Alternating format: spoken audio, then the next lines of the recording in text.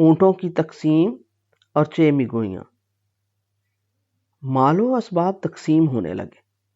لوگوں نے محسوس کیا کہ چاندی، اونٹ اور بکریوں کی تقسیم میں آقا صلی اللہ علیہ وآلہ وسلم کا قریش کے نئے نئے مسلمان ہوئے یا ہونے والے لوگوں کے لیے ہاتھ فراخ ہے۔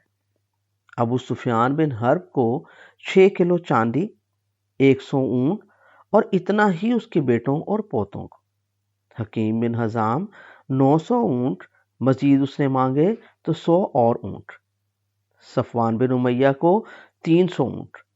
قیس بن عدی، سہیل بن عمر، حویطب بن عبد العزا، اقرا بن جالس، اینیہ بن حسین، حارث بن کلہ کو 100 اونٹ، باقیوں کو بھی 50 اونٹ۔ قریشی سارے مکہ کے مالا مال کر دیے، جنہوں نے 21 سال تک آقا صلی اللہ علیہ وآلہ وسلم کو مکہ اور مدینہ میں چین سے نہ جینے دیا، انہیں جینے کا وافر سامان عطا کر دیا۔ مکہ کے قریش لوگوں میں اتنا مال بڑھتے دیکھ کے کئی بدو اوپر چڑھے، ہر چیز پکڑ پکڑ کے کھینچنے لگے۔ آقا صلی اللہ علیہ وآلہ وسلم پیچھے ہٹتے ہٹتے ایک درخت کے تنے سے جا لگے۔ ان بدوؤں نے آقا صلی اللہ علیہ وآلہ وسلم کی کندھوں پہ ڈالی ہوئی چادر بھی چھین لی۔ آقا صلی اللہ علیہ وآلہ وسلم نے فرمایا، لوگو میری چادر دے دو۔ خدا کی قسم اگر میرے پاس تہامہ کے درختوں کے برابر بھی اونٹ ہوں تو وہ میں سارے بانٹ دوں، آپ مجھے کبھی بخیل اور سخت مزاج نہ پائیں گے۔ بخاری، عیون الاثر، طبقات ابن سعد، فتح الباری زرقانی۔ سب مال و اسباب تقسیم ہو چکا۔ مدینے کے انصاری نوجوانوں میں چیمی گوئیاں شروع ہو گئی۔ وہ ایک دوسرے کے کان میں خسر پسر کرنے لگے۔ انہوں نے دیکھا تھا جو کچھ ہوا۔ جو 21 سال سے دشمن رہے وہ 10 دن میں اتنے لاڈلے ہو گئے، سارا مال و اسباب انہی پہ لٹا دی۔ مدینے والوں کے حصے میں 4 بکریاں ہیں، جنہوں نے اپنا مال، گھر بار، شہر، جان، ہر شے آقا صلی اللہ علیہ وآلہ وسلم پہ قربان کر دی۔ آقا صلی اللہ علیہ وآلہ وسلم کے علم میں وہ چیمی گوئیاں لائی گئی۔ آقا صلی اللہ علیہ وآلہ وسلم نے ایک بڑا چرمی خیمہ لگوایا، سارے انصار جمع کیے، کچھ قدیمی مہاجر بھی آ گئے۔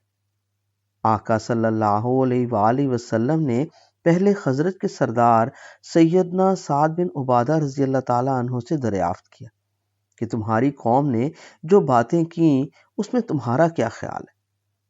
سعد بن عبادہ رضی اللہ تعالیٰ عنہ سچا آدمی تھا، بولے، آقا میں بھی تو اپنی قوم کا ہی ہوں۔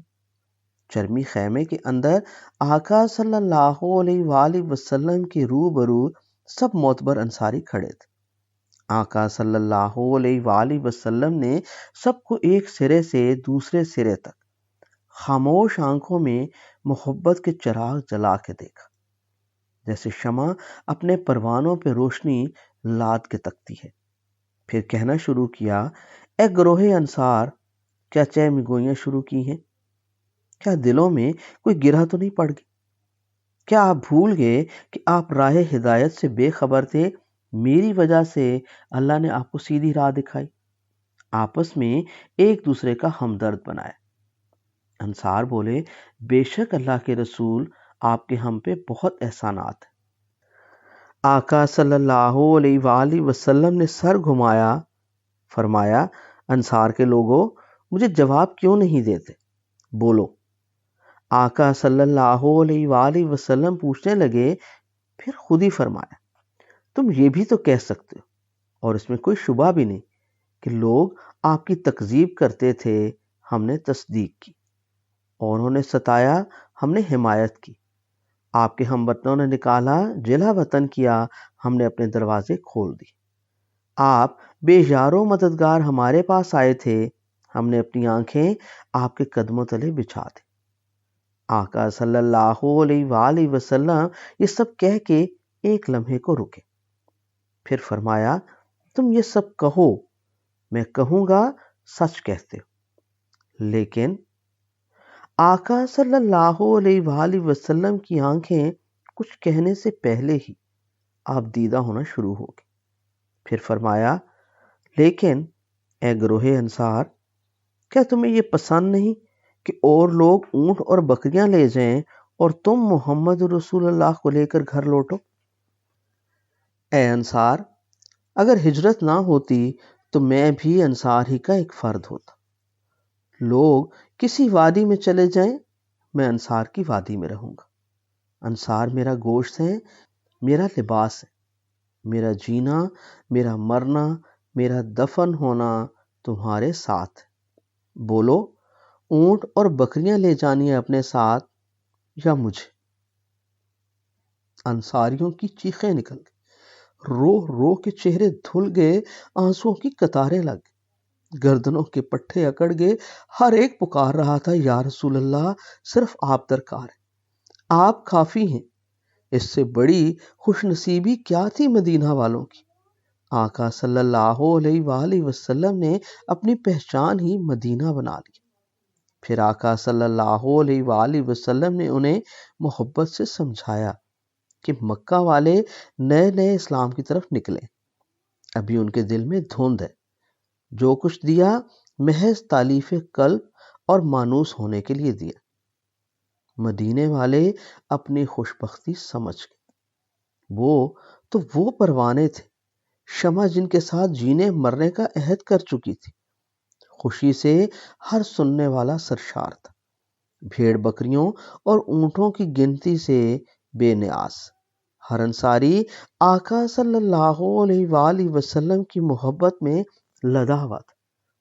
وہیں جیرانہ میں آقا صلی اللہ علیہ وآلہ وسلم کے رضائی خاندان بی بی حلیمہ کے 9 لوگ آ گئے۔ ان کے ساتھ آقا صلی اللہ علیہ وآلہ وسلم کی رضائی بہن شیمہ بھی تھی، جو بنو سعد میں شیرخواری اور بچپن کے دنوں میں آقا صلی اللہ علیہ وآلہ وسلم کو اپنی گود میں لے کر کھلاتی رہی تھی۔ آقا صلی اللہ علیہ وآلہ وسلم سے 7-8 سال عمر میں بڑی تھی۔ 61 سالہ آقا صلی اللہ علیہ وآلہ وسلم کے روبرو ان کی 69 سالہ بوڑھی رضائی بہن بیٹھی تھی۔ شیمہ نے اپنے بائیں کندھے سے آستین ہٹا کے ایک پرانے زخم کا نشان دکھایا اور کہا، آقا یاد ہے آپ نے 3.25 سال کی عمر میں میرے کندھے سے لگے لگے کسی بات پہ مجھے ادھر کاٹا تھا۔ یہ زخم کا نشان میں نے سنبھال کے رکھا ہے۔ آقا صلی اللہ علیہ وآلہ وسلم نے پہچان لیا، سب یاد آ گئے۔ فوراً احترام میں اٹھے، اپنے سر پہ اوڑی پگڑی کی چادر بچھا کے بڑی رضائی بہن کو ادب سے بٹھایا، اس کی باتیں سنی، مرحومہ مائی حلیمہ اور دوسرے بہن بھائیوں کا دریافت کیا۔ شیمہ نے چھوٹے رضائی بھائی کے دین کو قبول کر کے کلمہ اسلام پڑھا۔ سیدہ شیمہ کے ساتھ آئے لوگوں نے فریاد کی، آقا آپ کی رضائی مائیں، بہنیں، پھوپھیاں اور خالائیں ہیں، یہ سب جو آپ کے لوگوں کی قید میں، انہوں نے آپ کو گود میں کھلایا، یہ ان کی کتنی بڑی خوش نصیبی ہے، ایسے خوش نصیب آج کیسے محروم ہو سکتے؟ آقا صلی اللہ علیہ وآلہ وسلم نے فرمایا، سچی بات پیاری ہوتی، مجھے سچی بات محبوب ہے۔ میں آپ صاحبان کا انتظار کرتا رہا، کئی ہفتے انتظار کیے، مایوس ہو کے مال غنیمت تقسیم کر دیا، قیدی بھی بانٹ دیے۔ اب نہ میرے پاس کچھ ہے نہ میرے اختیار میں۔ اب تم لوگ 2 میں سے ایک بات منظور کر لو، مال واپس لینا چاہتے ہو یا قیدی جو غلام بنائے جا چکے؟ سیدہ شیمہ کے ساتھ آئے لوگ بولے، ہمیں قیدیوں کو واپس لینا۔ آقا صلی اللہ علیہ وآلہ وسلم نے فرمایا، ٹھیک ہے، جب میں ظہر کی نماز پڑھ لوں تو تم لوگ اٹھ کے کہنا کہ ہم رسول اللہ کو مومنین کی جانب سفارشی بناتے اور مومنین کو رسول اللہ کی جانب، کہ آپ ہمارے قیدی چھوڑ دیں جو رسول اللہ کو بچپن میں دودھ پلانے والے۔ آقا صلی اللہ علیہ وآلہ وسلم نے جیسے انہیں حکم دیا تھا انہیں ویسا ہی کیا۔ ان کے منہ سے اپنی سنائی ہوئی بات سن کے آقا صلی اللہ علیہ وآلہ وسلم گویا ہوئے، بھائیو یہ اہل حوازن تائب ہو کے آئے ہیں، ان سے طے کیا ہے کہ صرف قیدی واپس مل سکتے۔ اب جو قیدی آپ کی ملکیت ہو چکے ان کا فیصلہ آپ خود کرنا۔ میرے پاس اور بنو ابن مطلب کا جو حصہ ہے وہ میں نے واپس کرتا۔ یہ ہے راز وہاں عرب میں دودھ پلائی کا۔ دیہی اور شہری خاندانوں میں یہ دودھ کا بندھن بہت مضبوط رشتہ ہے۔ وہاں ماں کے حوالے سے بنے ہر رشتے میں محبت اور تقدس ہے۔ یہی بات ہے وہاں ہر قبیلے والے یہ چاہتے تھے کہ دوسرے قبیلوں سے ان کی رشتہ داری بنے، محبت کی کوئی سبیل ہو۔ ماں، بہن، بیٹی، ان رشتوں سے عرب کے بنجر ریگ گزاروں میں سدا رہنے والی سندر خوشبو پھیلتی تھی۔ اسی لیے وہاں ہر صحرائی قبیلے کی ہر ہوش مند بدو خاتون کسی بھی سرکردہ، ممتاز اور اہم خاندان کے چشم و چراغ ننھے مولود کو دودھ پلائی کے لیے لے جاتی، تاکہ اس خاندان سے انمٹ بندھن بنے جو کسی مصیبت میں کام بھی آئے۔ ابھی فتح مکہ کے بعد عرب قبیلوں نے ایک کروٹ لی تھی۔ وہ مدت سے اس انتظار میں تھے کہ قریش مکہ اور مسلمانوں میں سے کون جیتتا ہے۔ جب مسلمانوں کی فتح سب نے دیکھ لی اور اسلامی سلطنت کا دبدبہ قائم ہوا محسوس کر لیا، تو ان کے پاس اس کے علاوہ کوئی چارہ نہ بچا کہ وہ بھاگم بھاگ مدینہ جائیں اور اپنی وفاداری کا آقا صلی اللہ علیہ وآلہ وسلم کے ساتھ اعلان کریں، سمجھوتا کریں، امن قائم کریں، راستہ دیں، تجارتی راستہ لیں، اور دیوار پہ لکھا سچ جو اب پڑھ ہی لیا گیا ہے، دیکھ بھی لیا ہے، اس کا اقرار کریں۔ یوں فتح مکہ کے بعد آنے والے سال کچھ زیادہ وفود کی مدینہ آمد کا دور رہا۔ کچھ وفود تو خیبر کی فتح کے بعد ہی سے آنا شروع ہو گئے تھے۔ ابھی ایک مارکہ اور ہونا تھا، وہ اسلام کا آقا صلی اللہ علیہ وآلہ وسلم کی زندگی میں آخری جنگی سفر تھا، تبوک کی طرف۔